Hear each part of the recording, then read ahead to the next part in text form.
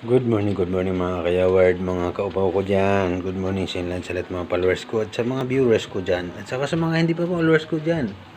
Good morning din sa inyo. Ngayon, pakita ko sa inyo ang ating lulutuin na laswa. Ito yung laswang lulutuin natin, no? Yung gulay na halo-halo siya. No? Yan, yung pakbit. Pakbit to siya kung tawagin pang pakbit. Pero pwede naman siyang gawing laswa. Meron tayong kunting malunggay. Ito yung ingredients natin. May sibuyas tsaka luya lang ilagay natin.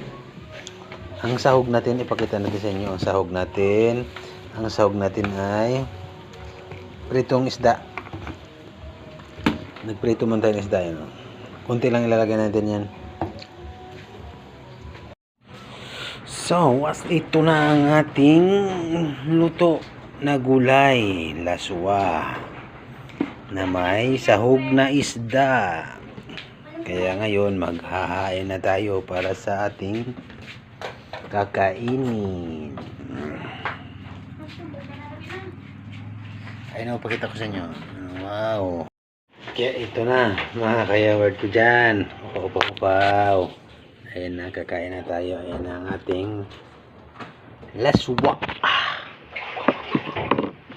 Isda. Tara na, kain na tayo sa inyo.